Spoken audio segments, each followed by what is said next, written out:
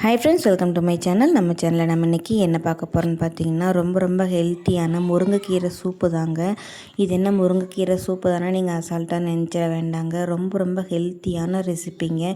இந்த சூப் தொடர்ந்து நீங்கள் ஒரு மாதம் குடிச்சிட்டு வந்தீங்கன்னா கண்டிப்பாக உங்கள் உடம்புல நல்ல ஒரு சேஞ்சஸ் நீங்கள் நல்லா பார்க்கலாங்க. கண் கூட நல்லா பார்க்கலாம். கை வலி, கால் வலி, மூட்டு வலி, இல்லை கை கால் குடைச்சல்னு சொல்கிறீங்க இல்லைங்களா, கண்டிப்பாக இந்த சூப் குடிச்சு பாருங்கள். ஒரே மாதத்துலேயே நல்ல ரிசல்ட் உங்களுக்கு கிடைக்கும். ரொம்ப சிம்பிளான ரெசிபி தாங்க. ஆனால் உடம்புல பல மாற்றத்தை கொடுக்கக்கூடிய முருங்கைக்கீரை சூப் வந்து எப்படி செய்கிறதுன்னு நம்ம இந்த வீடியோவில் பார்க்கலாங்க. வீடியோக்குள்ளே போகிறதுக்கு முன்னாடி நம்ம சேனல் இது வரைக்கும் சப்ஸ்கிரைப் பண்ணாதீங்க, சப்ஸ்கிரைப் பண்ணிக்கோங்க. அப்படியே நம்ம சேனலை மறக்காமல் லைக் பண்ணிக்கோங்க ஃப்ரெண்ட்ஸ். இப்போ வாங்க முருங்கைக்கீரை சூப் வந்து எப்படி செய்கிறதுன்னு பார்க்கலாம். இந்த முருங்கைக்கீரை வந்து நம்ம மரத்தில் பறித்த முருங்கைக்கீரை தாங்க. நல்லாவே கொஞ்சம் நிறையாவே பறிச்சிட்டு வந்திருக்கேன். நல்லா அந்த காம்புலாம் இருக்கிற மாதிரியே சூப்பு தான் வைக்கிறோம் அப்படின்றதுனால காம்போடையே நல்லா உருவி எடுத்து வச்சுருக்கேங்க.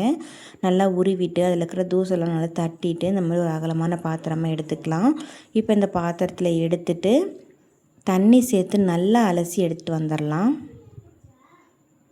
இப்போ நல்லா கீரையெல்லாம் அலசி எடுத்ததுக்கப்புறமா ஒரு அகலமான பாத்திரமாக எடுத்து அந்த கீரையெல்லாம் அதில் நம்ம சேர்த்துக்கலாம்.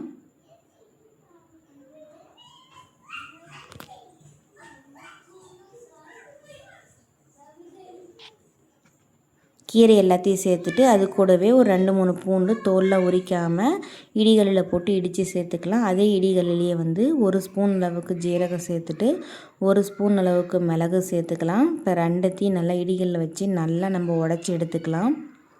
ஜீரகம் வந்து அந்தளவுக்கு உடையாதுங்க, ஆனால் மிளகு நமக்கு உடஞ்சிரும். நல்லா இடித்து சேர்த்துக்கலாம். நம்ம அப்படியே சேர்த்ததை விட இந்த மாதிரி இடித்து சேர்த்துறப்போ அதோடய சாரெல்லாம் நல்லாவே சூப்பில் இறங்கி நமக்கு கிடைக்கும். அதுக்காக இந்த மாதிரி நம்ம இடித்து சேர்த்துக்கிறோம். அப்படி உங்களுக்கு டைம் இல்லை அப்படின்னா நீங்கள் அப்படியே கூட சேர்த்துக்கலாங்க. ஒரு 5 நிமிஷம் சேர்த்து கொதிக்க விட்டால் போதும். இப்படி இடித்து சேர்த்துறப்போ நல்லாவே நமக்கு நல்லா காரசாரமாக இருக்கும் குடிக்கிறப்போ.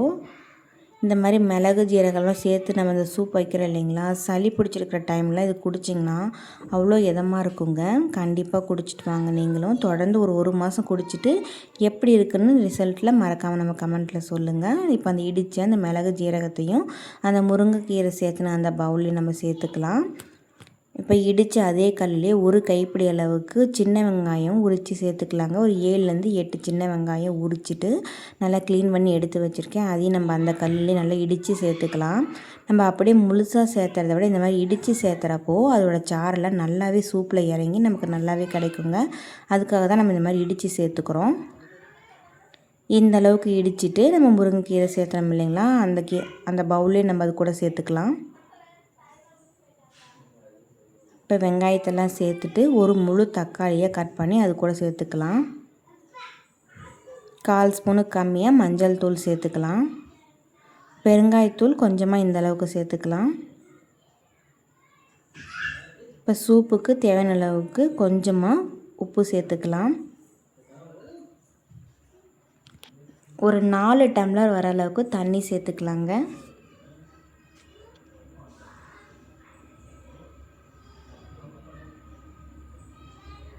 இப்போ தண்ணியெல்லாம் சேர்த்துட்டு ஸ்டவ் ஆன் பண்ணி சூப்பை நம்ம வச்சிடலாம். நல்லா கொதிக்கட்டும்.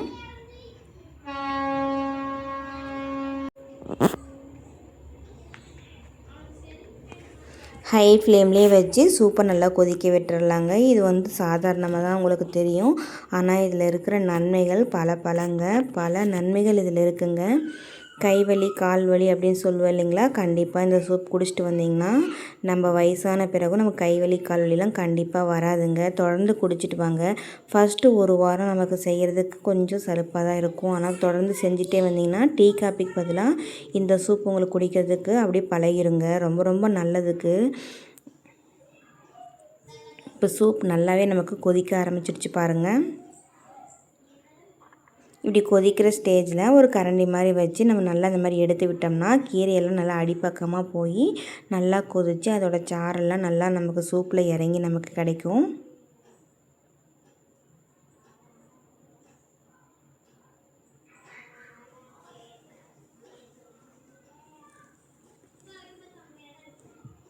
இப்போ பாருங்கள், சூப் நமக்கு நல்லாவே கொதிச்சு சூப்பராக தயாராகிடுச்சு. இந்த ஸ்டேஜில் நம்ம ஸ்டவ் ஆஃப் பண்ணிடலாம்.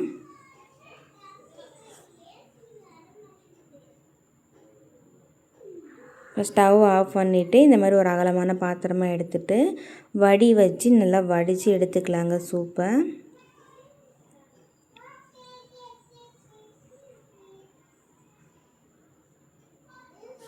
அவ்வளோதாங்க, ரொம்ப சிம்பிளாக சூப்பராக முருங்கைக்கீரை சூப் வந்து எப்படி செய்யுதுன்னு நம்ம இந்த வீடியோவில் பார்த்தோம். இதே மாதிரி கண்டிப்பாக நீங்களும் உங்கள் வீட்டில் ட்ரை பண்ணி பார்த்துட்டு எப்படி இருக்குன்னு மறக்காமல் கமெண்ட்டில் சொல்லுங்கள். இந்த சூப் குடிக்கிறதுக்கு ரொம்ப நல்லாவே இருக்குங்க. இது வந்து நம்ம பெரியவங்க தான் குடிக்கணும் அப்படின்ட்டுலாம் இல்லைங்க, குழந்தைங்கள்லேருந்து பெரியவங்க வரைக்கும் எல்லாருக்குமே கொடுக்கலாங்க. முக்கியமாக கன்சீவாக இருக்கிற லேடிஸில் இதை குடிச்சிட்டு வந்திங்கன்னா ரொம்ப ரொம்ப நல்லதுங்க. இடுப்பு வலிலாம் பிரசவ டைமில் வரப்போ உங்களுக்கு கொஞ்சம் நல்லா ஃப்ரீயாகவே இருக்கும். ரொம்ப ரொம்ப நல்லதுங்க. ஹெல்த்தியான ரெசிப்பிங்க. பார்க்குறதுக்கு சிம்பிளாக தான் இருக்கும், ஆனால் இதில் இருக்கிற நன்மைகள் வந்து பல நன்மைகள் சொல்கிறதுக்கு இல்லாத நன்மைகள்லாம் பல நன்மைகள் இருக்குது. இதில் இல்லாத சத்தே இல்லைன்னு கூட சொல்லலாங்க, அவ்வளோ சத்து இதில் இருக்குது. கண்டிப்பாக இதே மாதிரி நீங்களே செஞ்சு பார்த்துட்டு எப்படி இருக்குன்னு மறக்காமல் கமெண்ட்டில் சொல்லுங்கள். தேங்க்யூ.